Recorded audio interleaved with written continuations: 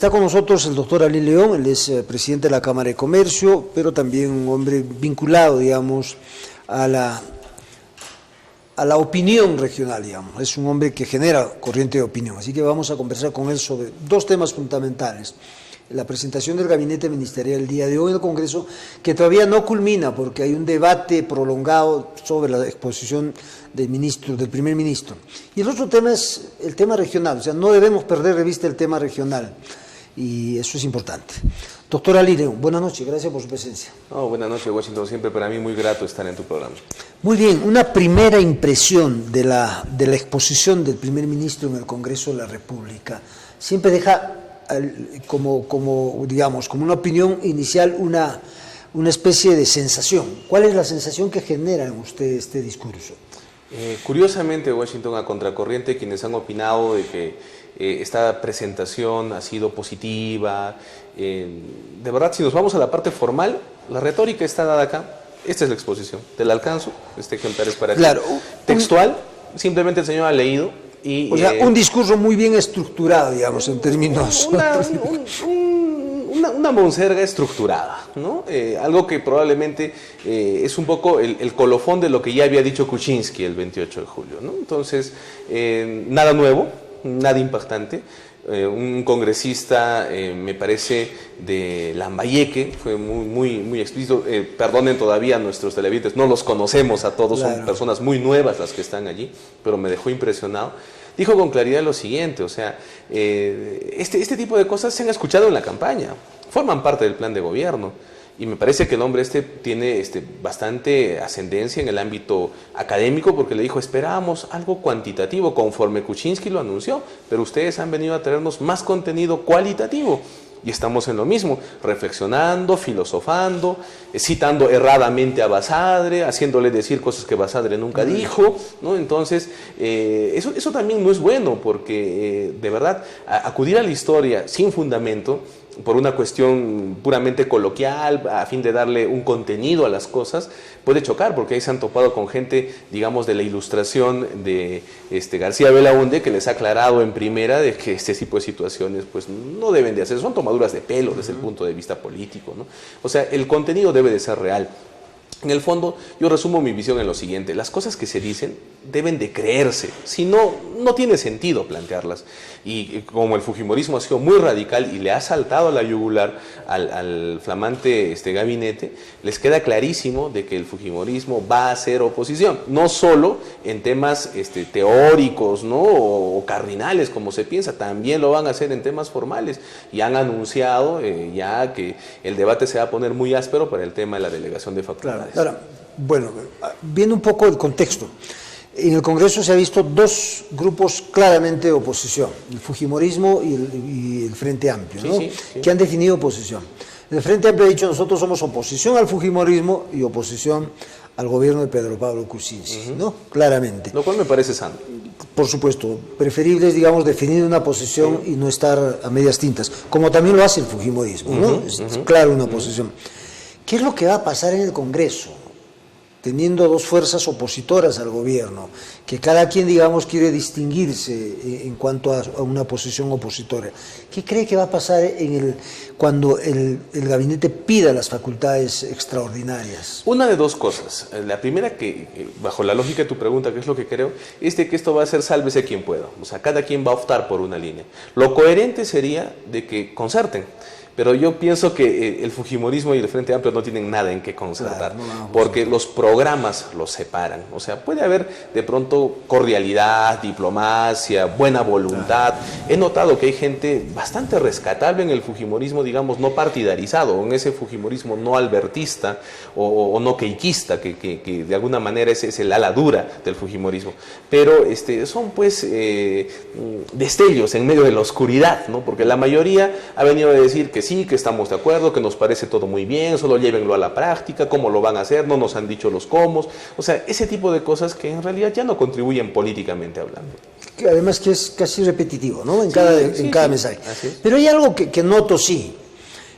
Tanto Marisa Glave como Marco Arana ponen mayor énfasis en que ellos son oposición democrática, como queriendo distinguirse de la oposición del fujimorismo, que sería una oposición, digamos, casi autoritaria, o un grupo, digamos, que está permanentemente, digamos, entre el lindero, entre la democracia y la dictadura.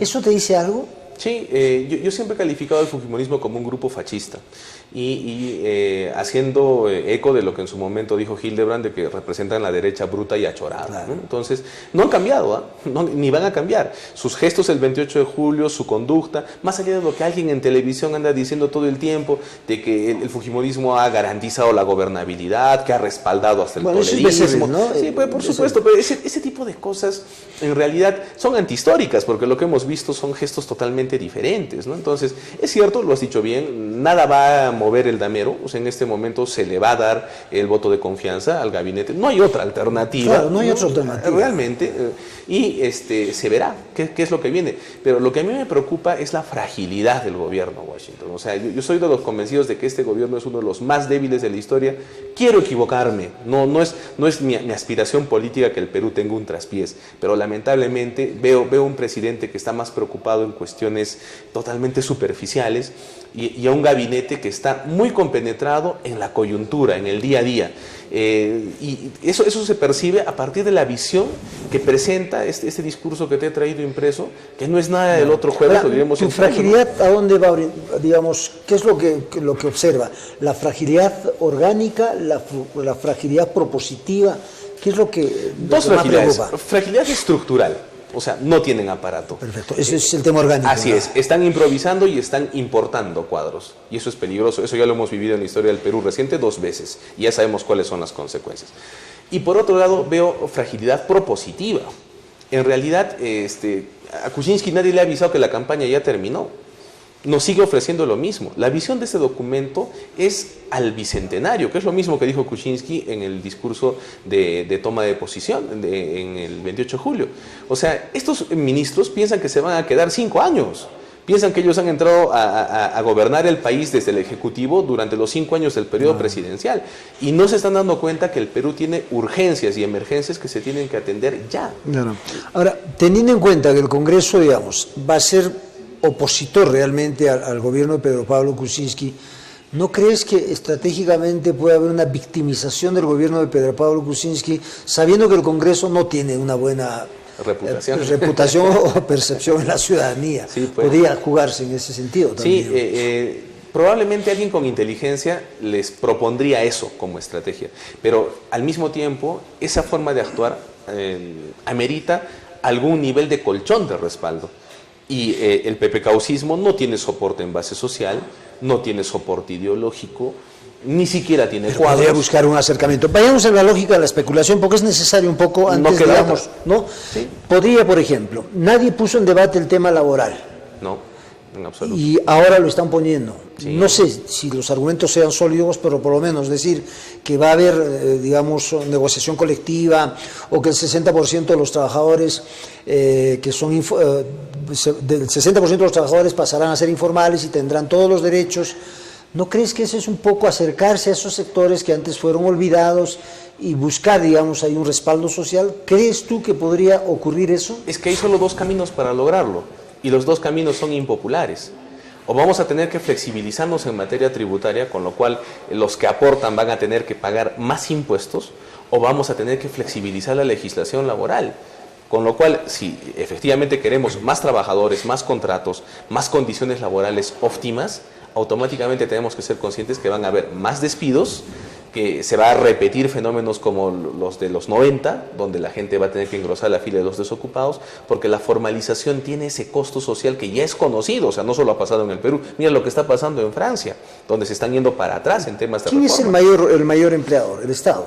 Por supuesto, por largo, sí, las 3/4 partes de la PEA, que le llaman la PAO, o sea, la población económicamente activa ocupada, están dentro del Estado, efectivamente son burócratas. Ahora, ensanchar la base tributaria sobre el 17% genera mayor ingreso. Automáticamente, así es. Pero eso va en contra de la propuesta del propio PPK en campaña de que vamos a ir rebajando, no solo el 1%, el IGB ha dicho progresivamente. Claro, progresivamente. Y hoy el Premier no se ha atrevido a decir que lo va a hacer claro, y cómo lo va a hacer. Ahí hay un debate, ¿no? Sí, sí, Eso, sí. ahí todavía digamos, no hay claridad en el tema. Así es. Pero realmente hay una situación muy compleja para el país. Muy compleja. A nivel de discurso, coincido contigo, se nota el gesto de quererse aproximar hacia los sectores desfavorecidos. Pero es como si yo te dijera, pues, de que el lobo se ha puesto un hábito y está con Biblia en mano queriendo predicar a los corderos. También ¿no? hay que ver que el movimiento social o el movimiento sindical, viendo que hay puentes que se tienden, lo que va a hacer es estructurarse de mejor manera. Esperemos, yo también abrigo la esperanza. Decirle a los maestros, por ejemplo, bueno, ya necesitamos organizaciones sólidas, porque no hay otra forma de discutir con una derecha orgánica, porque la derecha ahora es orgánica, está en el Ejecutivo y está en el Legislativo, y con ellos puedes discutir, no es una clase política, digamos, informal que tienes de todos los sectores. Ahora sí puedes entrar en un debate. Hay que rescatar esa diferencia. Hay que rescatar esa diferencia, ¿no? O sea, digamos que hay mejor calidad de gente, claro. Pero a mi concepto, a mi gusto, no hay mejor discurso. O sea, se está diciendo lo mismo. Es más, Bruce lo dijo Chaput. Somos la continuidad de 3 gobiernos, no solo democráticos, sino que han significado la estabilidad económica para el país, la reinserción económica del Perú en el sistema financiero internacional. O sea, son el 4º piso de algo que empezó a construirse en los 90. Claro. Yo, al inicio decía que fue un discurso realmente continuista. Sí. Y eso nos llama la atención porque realmente lo que está gobernando son el mismo modelo, el mismo sistema.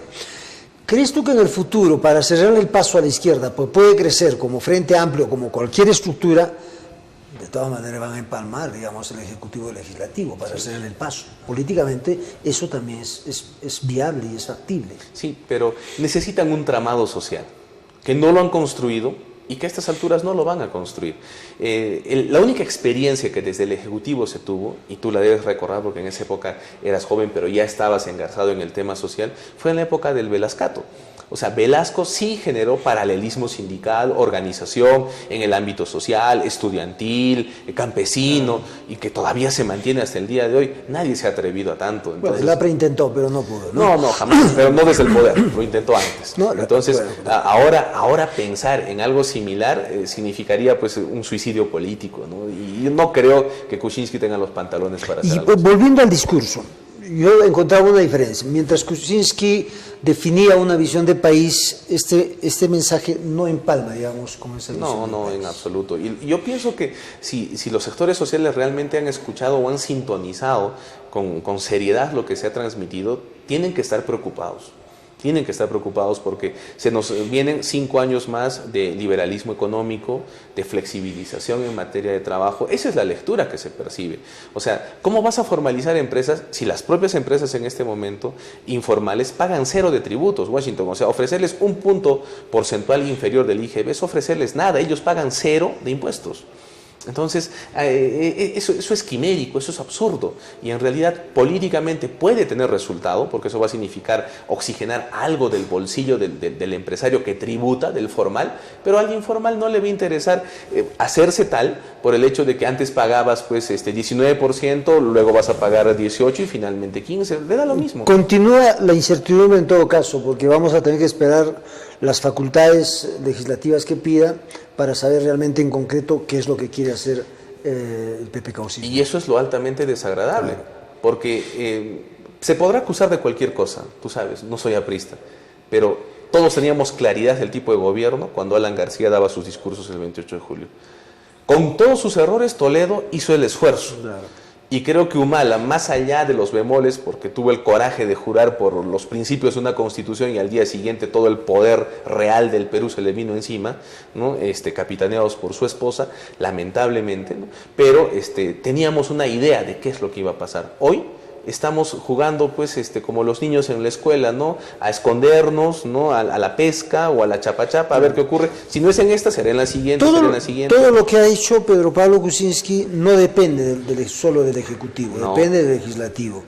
Entonces ahí vamos a tener serios problemas en el debate con la presentación, ¿no? ¿Qué hay que rescatar? A ver, sí, hay aspectos interesantes. Me agrada la preocupación del gabinete en el tema de educación.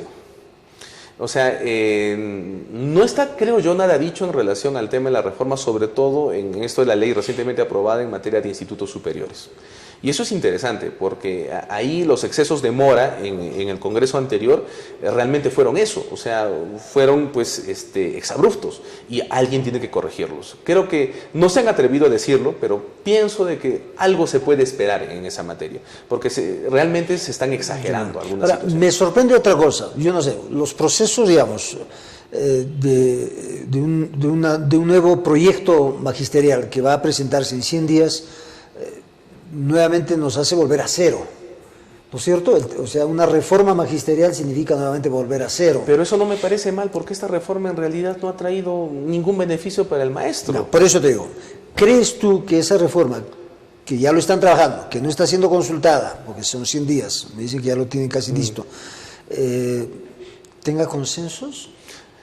Porque una reforma de ese tipo necesita, digamos, todo un procedimiento. Pero si se discute, yo pienso que sí, porque las leyes, Washington, no son pues como los 10 mandamientos que son provenientes de la divina providencia, ¿no? Las normas son fruto de la abstracción de personas que se supone piensan de alguna manera respecto de un tema.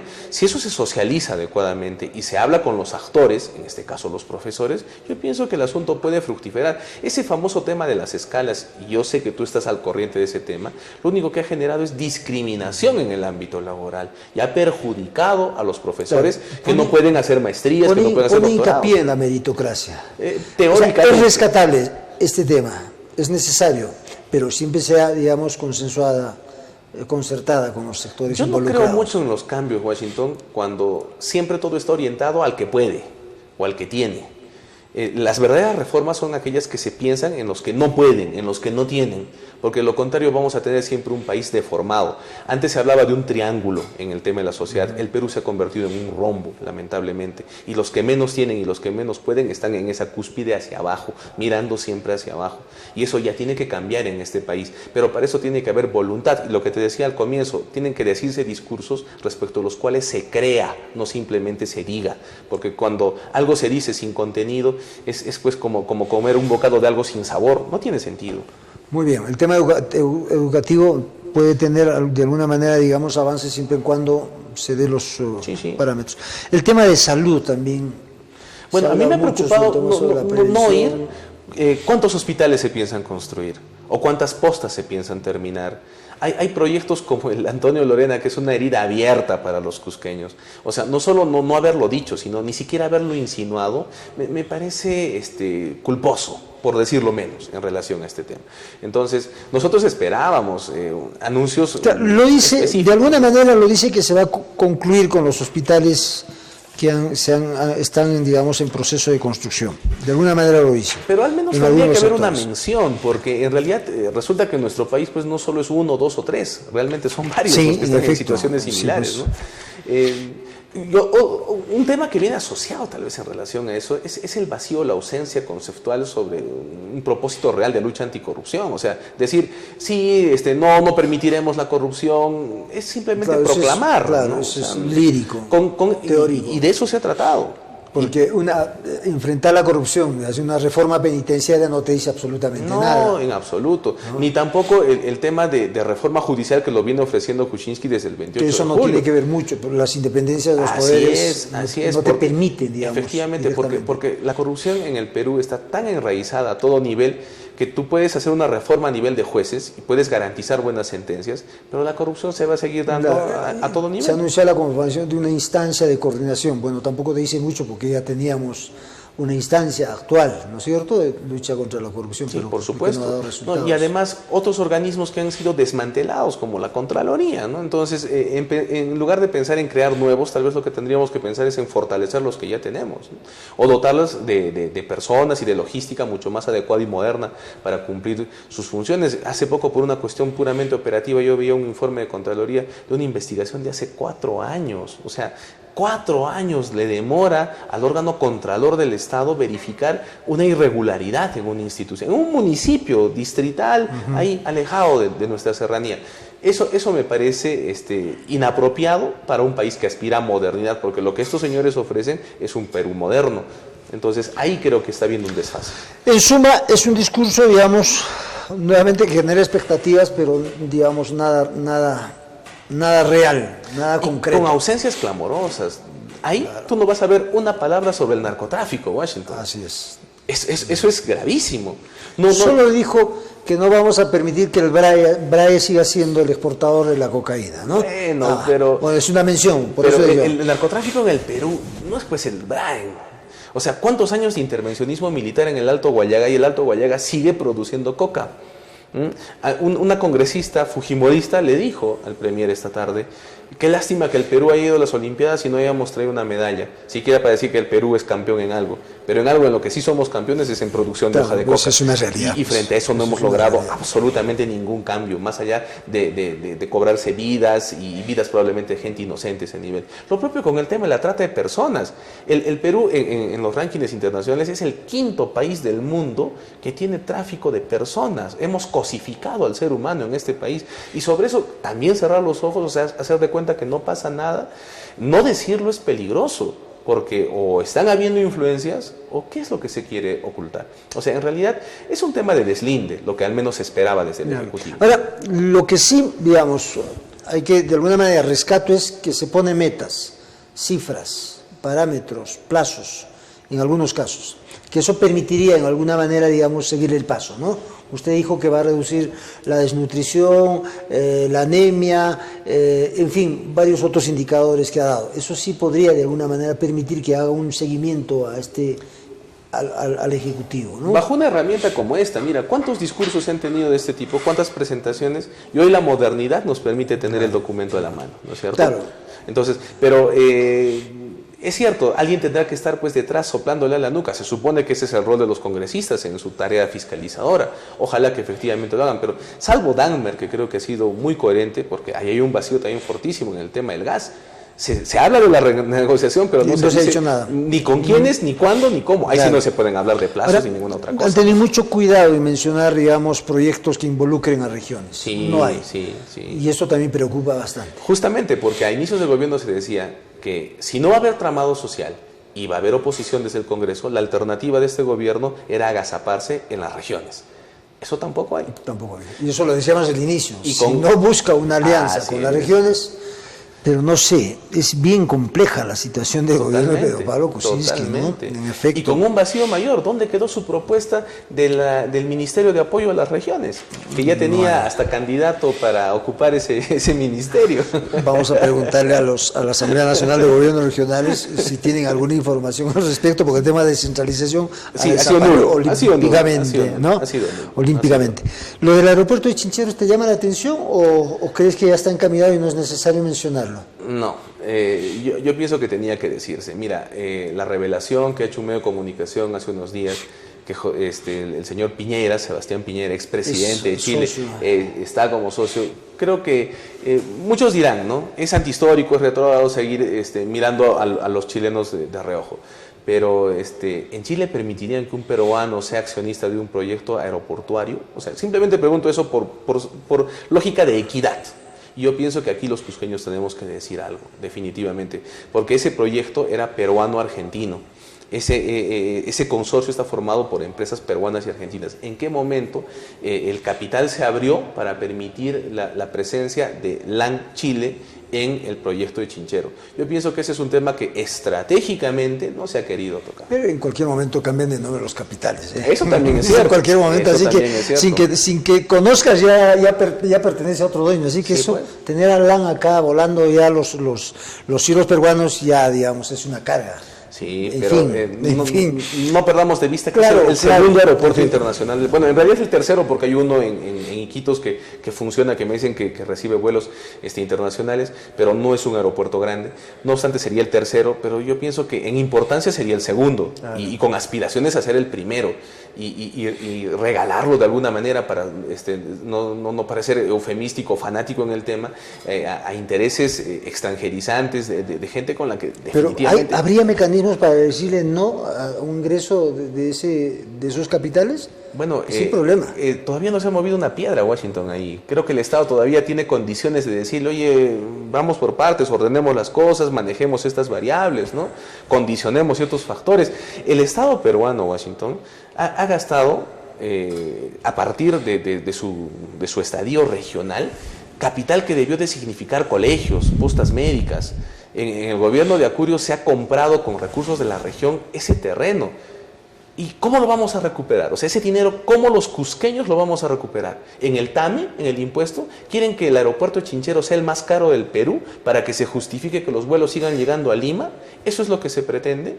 No, porque si el proyecto era tan necesario, tan importante, tan trascendental, como se lo planteamos al gobierno municipal en el tema de Huancabamba, ¿por qué no expropiamos? Existe una ley que permite trabajar esos temas. ¿Por qué siempre tenemos que jugar a comprar? Esa es la diferencia pues, entre un gobierno nacionalista y un gobierno, digamos, que está vinculado a los grandes lobbies empresariales. Sí, pues. Es el sistema. Sí, efectivamente. Y el día en que, digamos, haya un sistema que digamos, cuestiona al otro, entonces habrá que pedirle realmente que actúe como quisiéramos. Pero ponte a pensar en eso, Washington. El aeropuerto de Chinchero es un proyecto nacional, claro, no regional. Entiendo. Y la región del Cusco ha comprado el terreno. O sea, es algo que a mí, por Dios, hasta el día de hoy no me entra en la cabeza. Y yo siento que más allá de que la gente que aplaude y de pie y muchas cosas, dice, acá se logró esto, se logró lo otro, ese es un tema que genera una inconsistencia objetiva en cómo debe de administrarse la cosa pública. Nadie dice que haya habido algo irregular, ilegal, pero es algo que no debió de hacerse, porque los cusqueños no vamos a recuperar ese presupuesto. Claro, simplemente. Pero tampoco lo hubiese hecho el centralismo, ¿no? Es probable, pero bajo esas condiciones, ¿no crees tú que al Cusco tendría que escuchársele en este proyecto en otra condición? No simplemente como el niñito que se está beneficiando del regalo. En condiciones, ese es el gran problema. Pues. Por ausencia de liderazgo. Por eso mismo. Por ausencia de liderazgo. Porque si habría liderazgo y si habría, digamos, una presencia importante en términos políticos, sería totalmente distinto. Por supuesto, no por supuesto. Bueno, es que estamos en una etapa accidentada, donde hay dos personajes que se han tropezado con el poder, donde se les apareció la Virgen y bueno, pues lamentablemente no están ni siquiera aprovechando la oportunidad. Muy bien. Vamos a dejar este tema. Habrá que esperar nuevamente todavía al pedido de facultades para ver lo concreto del gobierno. Qué pena. Muy breve ya el tema del proyecto de desarrollo Cusco a 2030. Escuché la exposición y el debate. La metodología, los lineamientos, la forma como se ha trabajado es lo más óptimo, lo más acertado. Me parece que lo que se ha buscado es la participación. Y eso, como lo dijimos ayer, hay que saludarlo. Pero no se ha hecho nada extraordinario. O sea, esa data que está ahí de una u otra manera ya existe. O sea, forma parte de otros elementos. Hay componentes importantísimos que generaron un desfase. Lo que se ha expuesto no es lo que nos han alcanzado en el documento. ¿Ah, sí? Por supuesto. Se ha expuesto mucho más de lo que el documento presenta. Entonces, por ejemplo, ¿el documento es un resumen o es la...? Debo de entenderlo como un resumen, ¿no? Debo de entenderlo. O sea, yo no estoy viendo mala fe en relación a eso. Claro. Debe de ser un descuido, un factor de tiempo, a veces también un poco de ahorro, más papel, en fin, pueden ser muchos factores, pero lo que se ha expuesto es mucho más profundo de lo que se nos ha alcanzado, y se nos ha alcanzado ese día, como lo dijo Wilfredo Álvarez de la Federación. Qué bueno hubiese sido tenerlo siquiera 2 o 3 días antes para poderlo discutir con algo más de precisión. Yo conversaba con el gerente de planeamiento y le decía, oiga, la gente se ha quejado y ha dicho que nunca le han tomado en consideración, por ejemplo, el alcalde de Sicuani, el alcalde de tal, el secretario de la Federación. ¿Y por qué no? Y entonces me muestra una relación, pero acá está el nombre del alcalde, su tal. Lo que pasa es que como no hay ningún proyecto, ahora desconocen eso. Bueno, también se da a veces. No creo. A ese nivel me parece que está habiendo ausencia de seriedad. ¿Qué pasa? El equipo técnico que se ha reunido con los representantes de las instituciones no necesariamente han contado con la participación de los titulares, porque el compromiso era socializarlo también a ese nivel. Por eso es que el alcalde de Canchis dijo claramente cómo es posible que esto no se haya manejado de manera descentralizada. Y efectivamente el equipo técnico ha ido a algunas provincias, se han llevado a cabo talleres a los que seguramente no se le ha dado la importancia debida.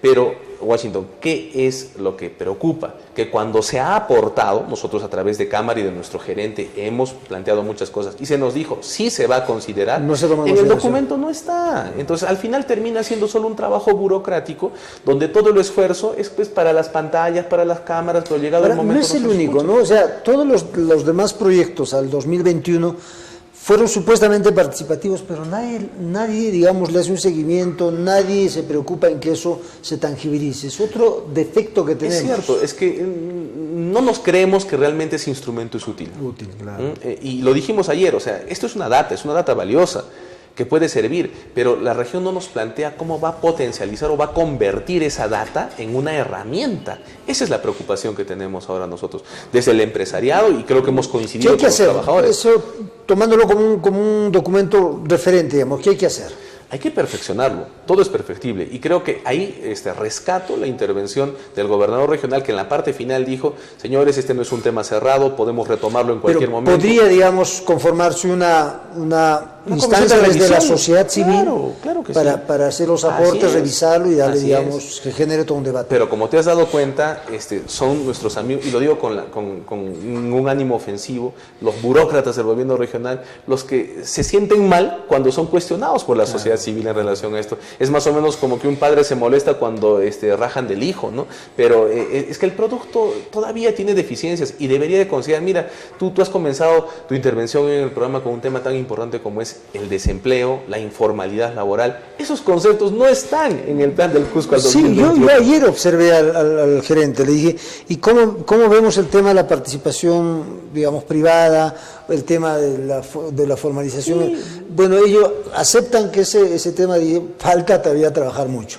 Es que han trabajado desde una visión, digamos, desde una especie de, solo dentro del tema del Estado, inversión estatal, pero dejan de lado, digamos, al sector privado. Ahí. Pero es que, Washington, mientras sigamos teniendo una tasa de desempleo tan clamorosa como la que tenemos, casi 50%, y mientras 7 de cada 10 peruanos se desempeñen en la informalidad, la pobreza está garantizada en nuestro país. Entonces, si no nos preocupamos de lo primero, ¿cómo vamos a estar entusiasmados con lo tercero, con lo quinto, con lo sexto? No estamos haciendo las cosas bien. Muy bien, se me ha ido ahora. Mira, rapidísimo, hay tantas cosas que seguir debatiendo.